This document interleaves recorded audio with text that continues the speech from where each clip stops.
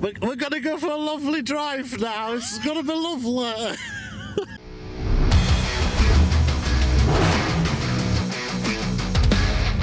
Hello everyone and welcome to Tiresome. Today, me and the Scimitar have done a little bit of a journey. We've come down here to see Tom and his amazing TVR Chimaera.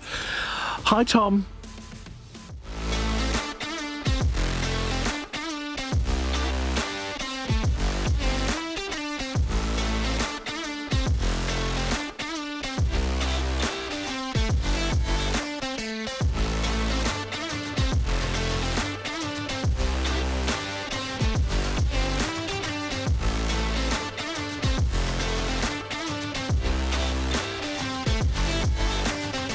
Now, this isn't just any TVR Chimaera. Tom, can you do the honours, please, and raise thine bonnet? I raise thine bonnet. Thank you.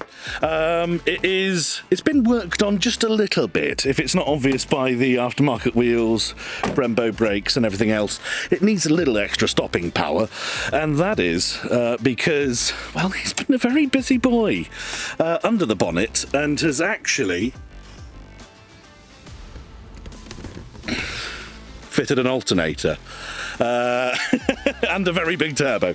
So, I mean, I've been wanting to actually properly look around this car for a while. I've known Tom for a while. I mean, I would class you as a friend now. Now we've spent some quality time together. Lucky me, eh? Yeah. He's got so many tools for me to use, it's great. However, I've known Tom in and out. Loads of different cars have gone by between us. Yeah. Some friends, unfortunately, also. But this car has been on Adam C's channel, and it is also, well, you've been name dropped by TDC, which is so cool. I was just watching them the other day, having a beer, watching the latest video. They've got a TVR. I send you a message saying, oh, you'll never guess what. What? So this car is... yeah, it's very cool, very well known amongst the community. I should imagine amongst the TVR community as well. It's loved and hated. Loved and hated amongst the TVR community. Yeah, I'm sure there's people that are just sort of naturally aspirated all the way. Why would you ruin? Yeah. We won't get into the hate right now. This is a beautiful thing. Let's see what Tom has to say about it. Tom, hi. So there's a V8. There is. That is a turbo. That is a turbo. But combined, there's a lot of oddities going around. A little cooler. Is that just a little cooler for the oil feed to the turbo? No, that's power steering cooler. Power steering cooler, okay. Yeah. Good stuff, because you've got retrofitted electric power steering on this car. Yeah, it originally came with a manual rack. Not fun when you're trying to push this amount of power, especially around a track. You get very tired very quick. That's something to tell someone that just converted his car to manual steering, isn't it? Yeah, cool.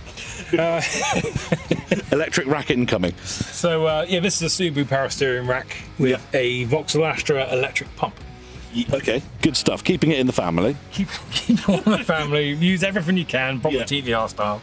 I mean, the other thing apart from that, we're seeing lots of stickers. Obviously, down this side are all the tracks that you've no doubt conquered. That's all the tracks and stuff. Yeah, stuff. And this is the old... the beam side. This is my take on the old shopping list I used to get on my door in the 90s. Okay. Yeah. I used to love that look as a kid. Yeah, okay. Yep. I can't rock that anymore. So. No. And the other thing, there are a lot of stickers going on under here, but the car from outside is completely smooth, clean and everything. Yeah, I mean, it doesn't get much more clean than that. It's a solid colour and it has swooping lines all over the place. Now, if we go inside... we've got our 3D printed cup holder. Yep, lovely bit of kit that. Beautiful. And here's the quirk of the century, of course. The doors. How do you get in? That's the big. I wonder how could you get in? Get out, not in. Oh yeah. In, if you pan on your yeah, mine's broken. It's temporarily not working. Yeah, temporarily. Yeah, not available. Push the button. You push it. And the door opens. It does, doesn't it? Look at that. Yeah. That's a little TVR quirk, apparently to stop something to do with car hijacking or some other excuse, but it is an excuse. Yeah, understood. And then to get back out again, once you're in, you twist a little knob, and the door opens again. And it opens again. And then the same, you twist the knob the other way. And it should not do anything unless you pull the door. Oh. Oh no, drop the microphone. Oh no. Ah, there we go. There you go. It's a delayed timer. It's fine, it's perfectly fine. So Good stuff. It's your usual 5-speed manual car. Nothing too quirky as for controls, other than TVR don't like labelling things. So, for example, your hazard switch, you know it's hazard because it's red, but there's no label on it. Your lights, you've got your side lights, your dip, and your fogs. Again, not labelled at all. The only additions really are a kill switch in case there's a problem on track. For some track work. You can quickly flicker off. Yeah. And then you've got a little switch here, which is your boost control. The boost control, which we'll find out about very shortly. The boost control. So middle is neutral, if you like, just wastegate. Left is low pressure. Right is, as you can see, very high pressure. I didn't like using numbers because I like to play around with the settings a little bit, but I thought the descriptors a little bit better than numbers. Yeah, for sure. So, yeah, and they do make you feel that way when you flick them in there.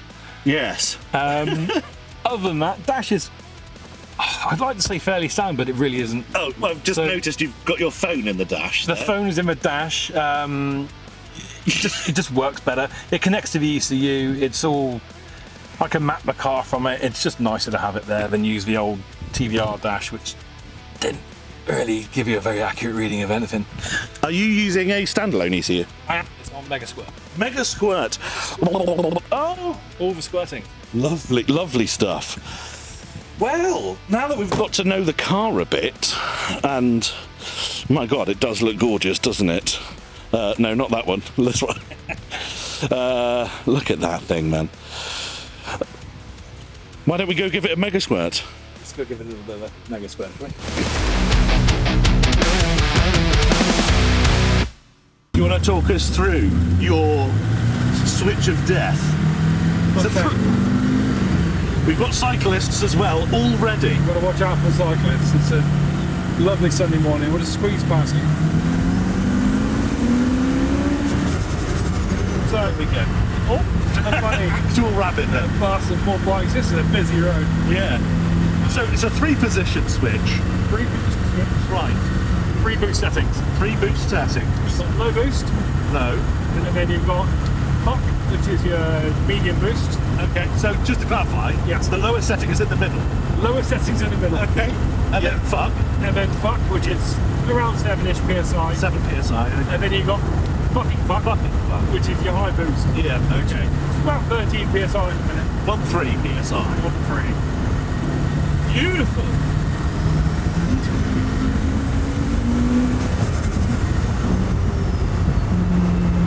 Roads like this, low boost is just lovely. Yeah. So, I mean, we did get to this destination, which means that Tom has already shown me all of this. And it's fucking mental! You just put your sunglasses down? I did, yeah. Okay. I'm too cool. Okay, sorry, I thought you were like entering, like, that's your hut. Like a fight pilot. Yeah, like Iron Man. Yeah, it's so I can block out all the terrified lines. Block the haters. Yeah. We already had a cyclist just tell us no, eat shit, mate. So here we are, everyone. Welcome back. We pulled over to not give ourselves a bit of room up this particular bit of road that Tom's familiar with. Yeah, you got to be safe. Safe. Gotta be done. We gotta be done. The front was just driving like a psycho. Yeah. I didn't want to be associated with that. Yeah. So, and a massive turbo, do you hear it? It did.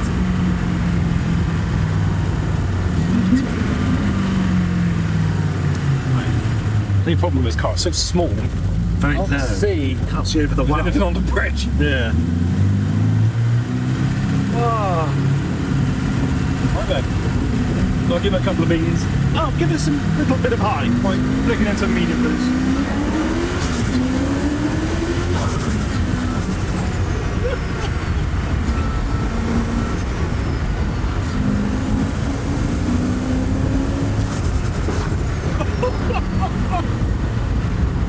I think the split hit before. Yeah. We're both big boys. Right, I'll split at number 7.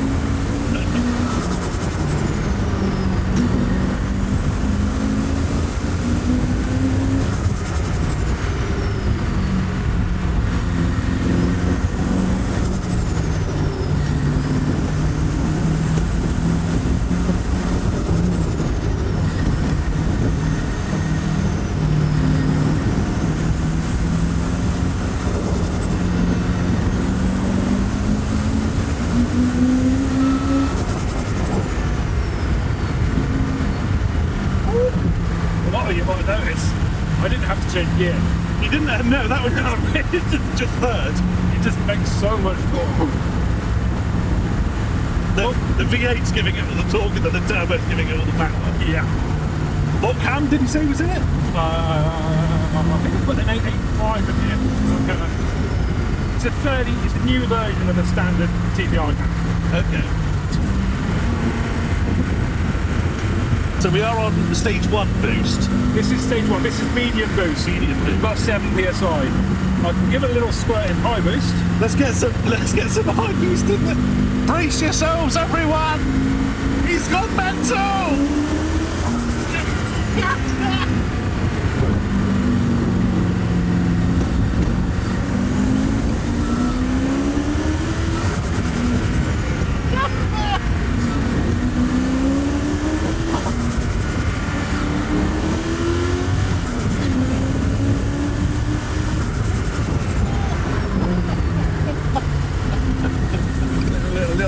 Yeah, just a little tickle, yeah. Speedo is broken mode. Pretty annoying. Oh, It's just reading a lot higher than it is. oh, okay, yeah. It's not a school zone or anything, it's probably fine. For me, it's just that noise. This year is so good.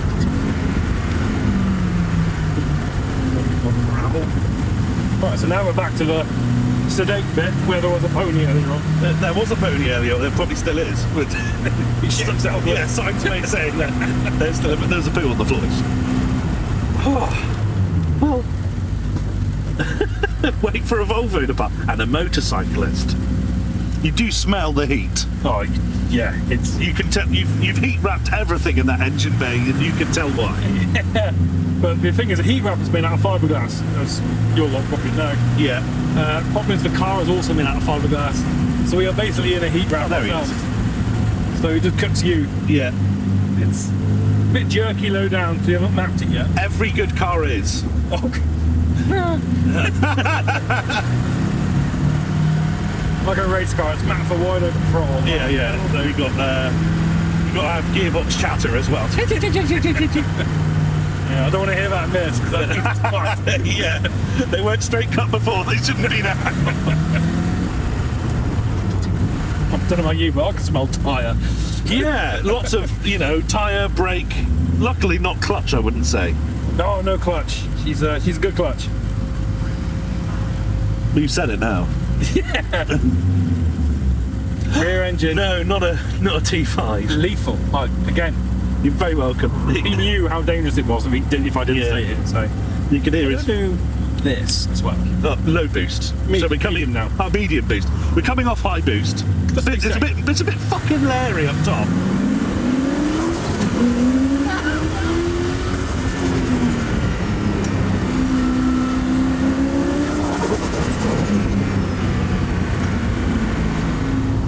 So this might not be that exciting to watch, but this car is built for this sort of cruise. Yeah. I mean, from the factory, it was a really good cruiser. A great cruiser. It wasn't about, peak RPM and boosts.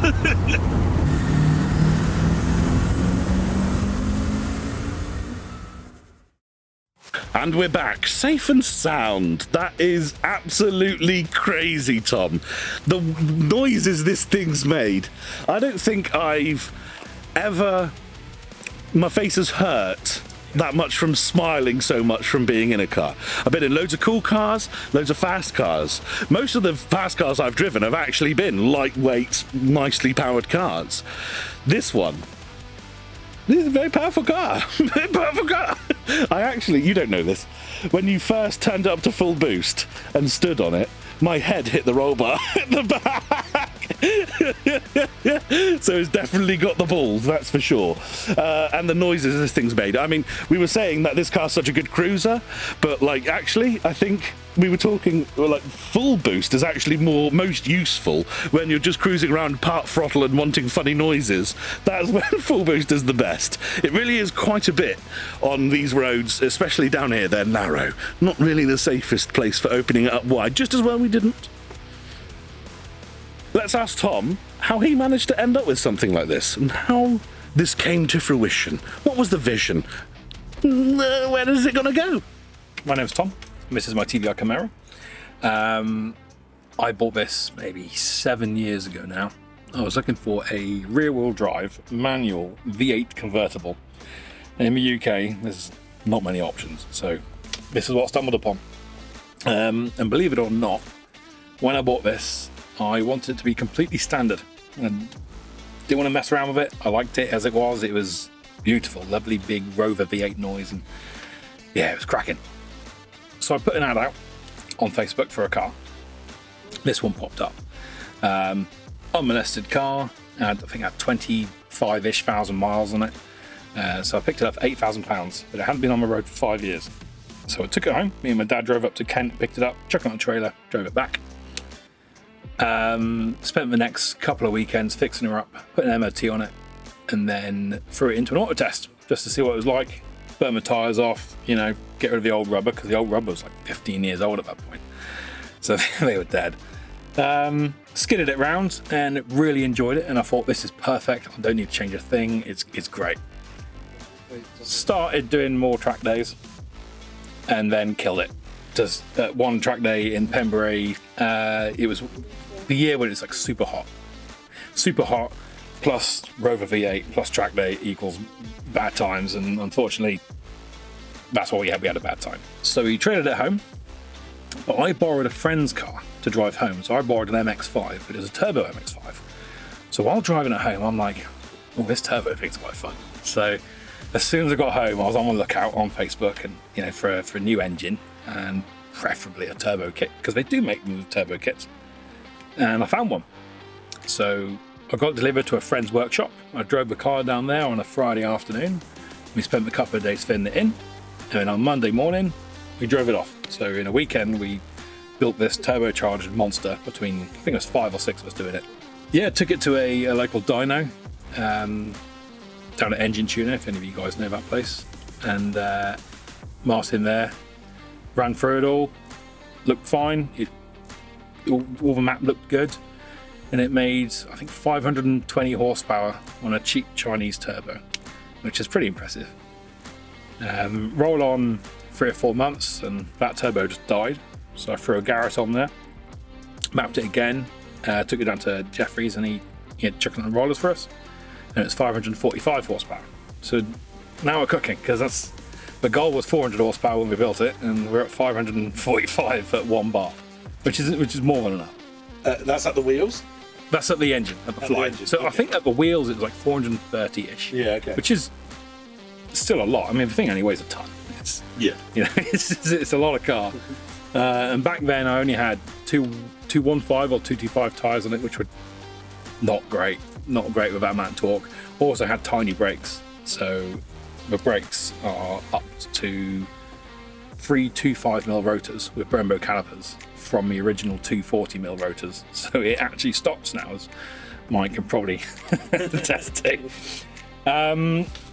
So yeah, it's been doing a few track days. The paint started to fall apart, or the lacquer started falling off. So I took it to a friend's house, and he painted it for me in this lovely flat grey.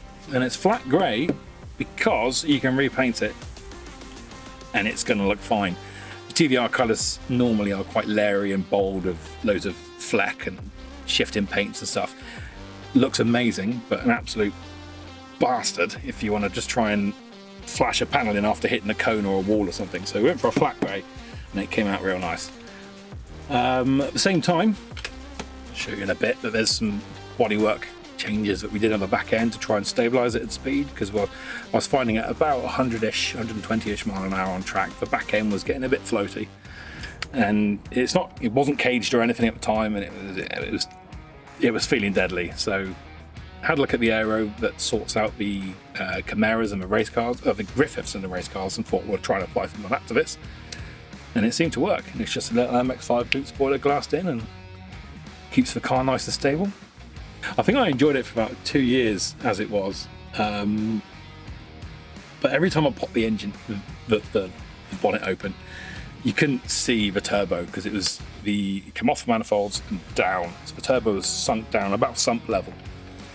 It had 2 issues. One, on my tart, and you couldn't see it, and 2, because it was so low, the oil drain was backing up a little bit, which was pushing oil back through the turbo, through the seals, into the intake, so it was smoking. So I wanted to try and solve those 2 issues. So I went and saw my mate Sam, and he made me a lovely little top mount setup, I guess you'd call it. So instead of going down with the turbo down here, it flipped up and the turbo's up here.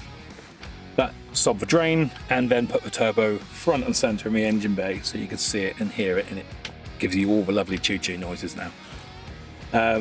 When we did that, we also changed to a PSR turbo, because I found the Garrett turbo had actually, all the bearings had destroyed themselves inside. Not sure how, it's only had a couple of years of use. Might be something to do with anti-lag, or not anti-lag, launch control. I might have killed it, but yeah, the PSR has been on since 2022, and it's done quite a few track days with a lot of boost, and it's been absolutely perfect. So that's where we sit now, engine-wise. What size PSR? It's the same as a GT 3582. I don't know what size it is. I think that might be like a 66mm wheel or something. I'm not really sure. The Americans. It's a fairly big turbo, 4-inch inlet on it, so it's big enough. And then nothing really happened.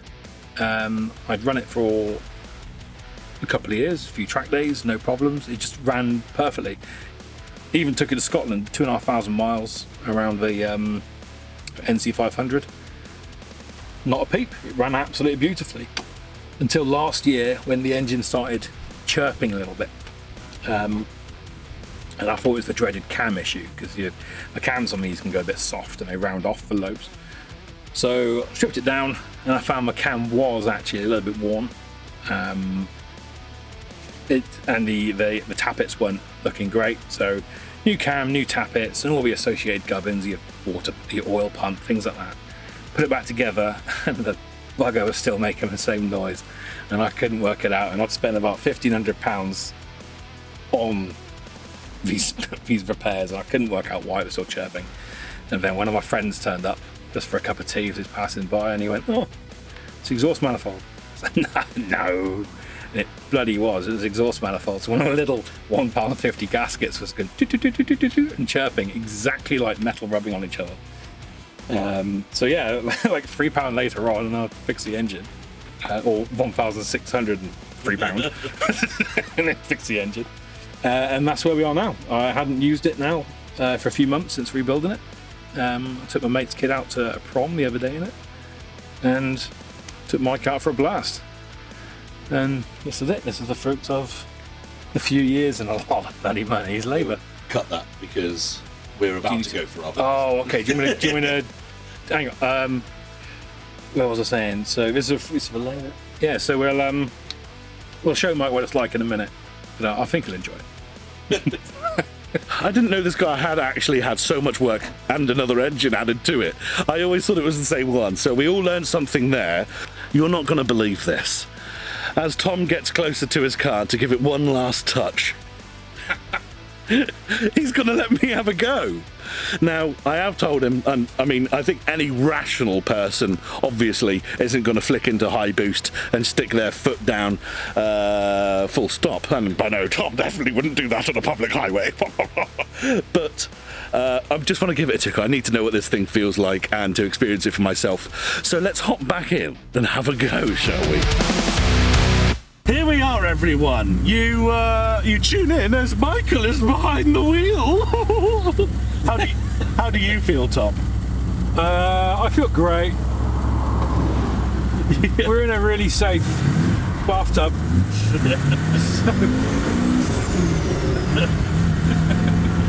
Well, this guy didn't fancy being as nice and courteous as we were. No, it's welcome to the British public.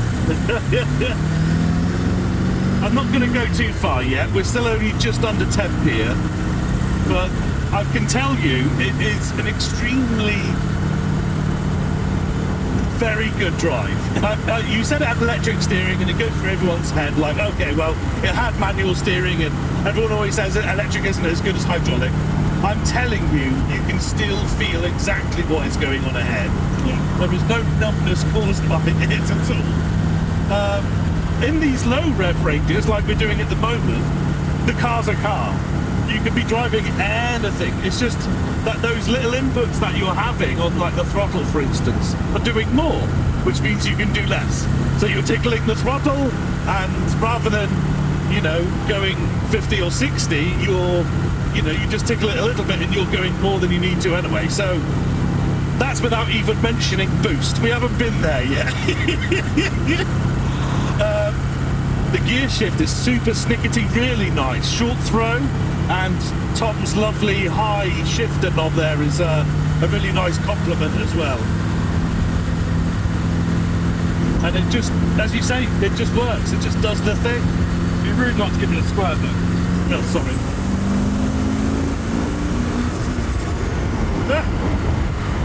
That's 4.5 psi of boost, which is nothing. Yeah, we're just on the wastegate still at the moment. Little training wheels are on.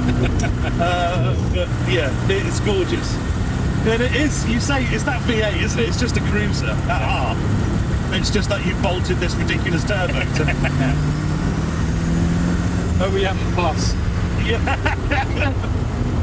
And when I first got in and felt the pedals, I thought that clutch is a bit far away actually, but I think it's actually okay. I'm using it quite happily here. It sounds a bit down low. Have we got a miss or something, Jim? An exhaust leak. Oh, is that just what it is? Yeah, okay. There's 3 exhaust leaks I've got to fix. I've already got one. Visibility, I guess, because you're sat so far down into the car, that's where you lose your rear, but you do have some out the back. Not the best, but you really are driving with the mirrors on the side. Yeah, I mean, you've got up as well, which a lot of cars don't have. So, yeah. I guess because the exhaust leak's on this side, I couldn't hear it from there. Yeah. Or maybe it's just... There's a V-band on that side. Oh, is it? Right next to the inlet. Okay. It's right next to where the fresh air inlet is for the cabin. Oh, right. So if you turn the cabin air on, you just blow exhaust into it. I see. Right. Oh, even just a little huff there is just... It just wants to go. Yeah. I can imagine it's extremely easy to get yourself into trouble with this vehicle. Yeah, you don't even realise that you're doing way over speed of it. It's far too much of both good things. It weighs nothing, and you've got loads of power. The good thing is you've got a good chassis there as well, and some good rubber. It hooks, so it does grip well, it holds the road nice. Yeah. It's lovely. It's actually, on the motorway, when you're cruising at 70, your foot really aches, because the weight of your foot is enough to push the pedal down too far. Oh, and right. it starts to build boost, and you just creep up the Yeah. speed. So you've got to constantly lift your foot slightly off the pedal. Yes, indeed, yeah. A little bit of pain, but... what you gonna do? It's nothing but turbo's cool up. I literally thought there was a plane or a train or something. I forgot it had a turbo on it for a moment. How dare I?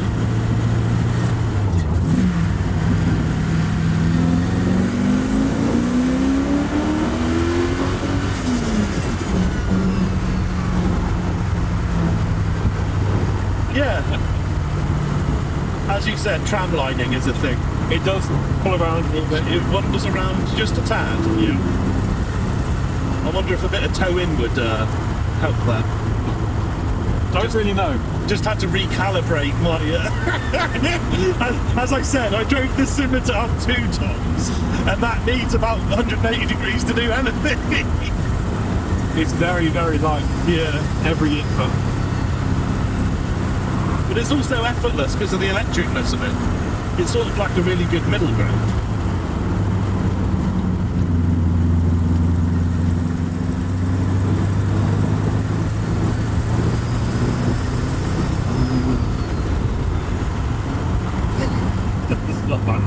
Yeah. So this, the turbo's got what you call a T51R mod, Right. which is where they cut the intake housing slightly differently.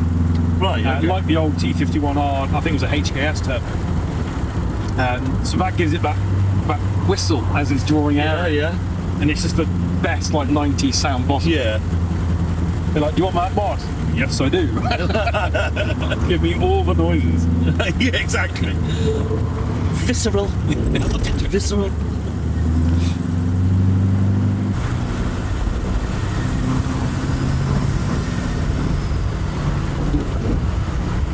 You like?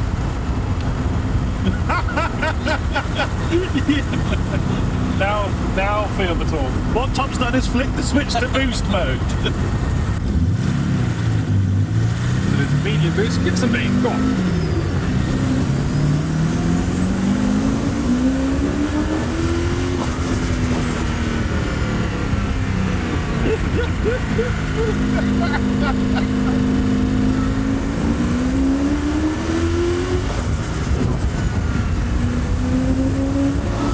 I need to work on my TVR gear change, but apart from that...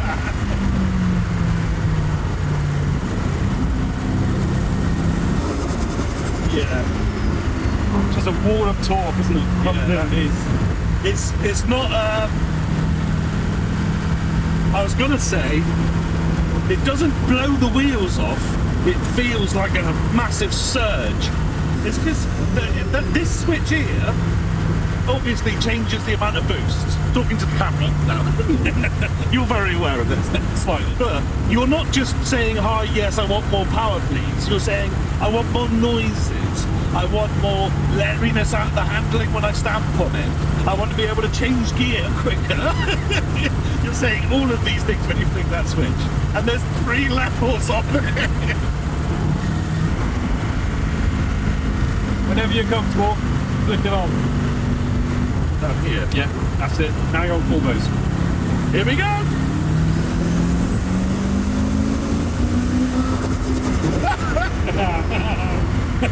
Someone chicken footed. Why? It's because I saw cars.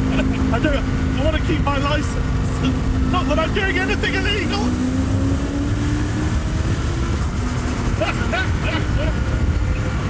Oh my god, that's the fastest 40 mile an hour I've ever done.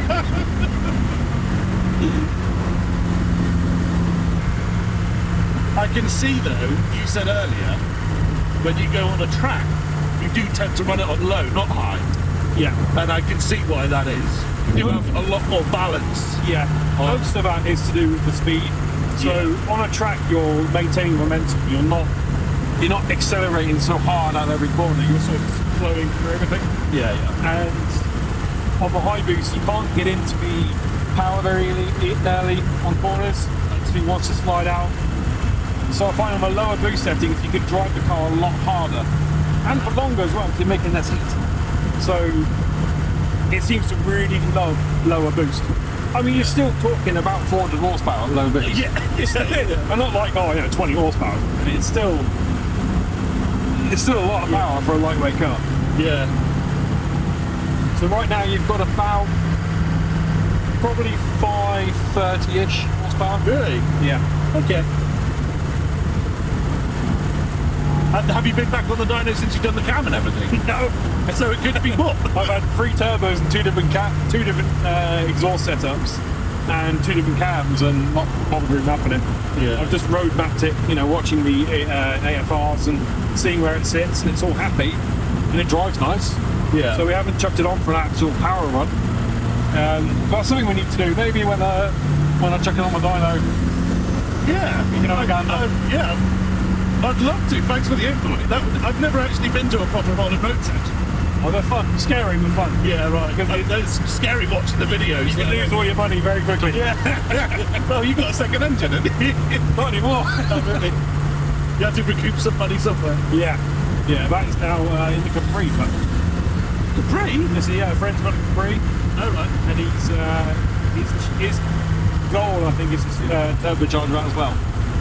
We'd be turboed 4 litre Capri. Well, make sure you get to know him on his last moments.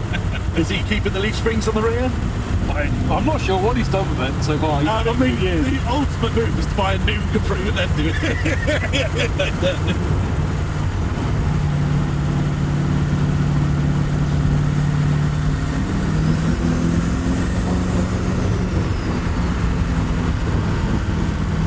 Yes.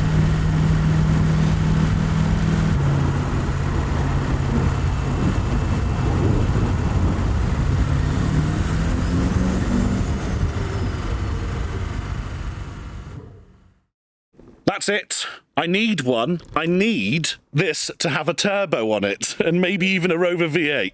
The conversions have been done. There are Rover V8s out there, and it's well known that they fitted to scimitars very well. And now I know someone who knows how to fit turbos to Rover V8s quite well. Maybe if the money fairies come by, then that would be good. Unfortunately, my peasant-driven Ford Essex V6 is going to have to remain firmly in its place for the meantime, but we'll see. You never know. This has been, honestly, one of my best days so far this year. Tom, thank you so much for letting me come down, man. No problem. And having a go in your car. There's so much to experience and learn, man, about this. This is something that you guys may not understand. A lot of you do. I mean, a lot of you tell me regularly how shit I am. Thanks for that, by the way. But I can tune this thing by ear. Like the carburetor, I can tune by ear. The gearbox, this used to be an automatic. I've changed it all to a manual. This was all before I even started doing YouTube. I know how to work on cars, but what I don't know is EFI, turbo, pressure-y, AFR. I've no idea. None. So, especially as the Supra gets closer, maybe, to even starting, let alone running, having someone of a turbo boy around is extremely useful. And you're going to regret this. I am. It already is. I can see a tear already. Thank you very much for watching, everyone. Catch you in the next one. Bye!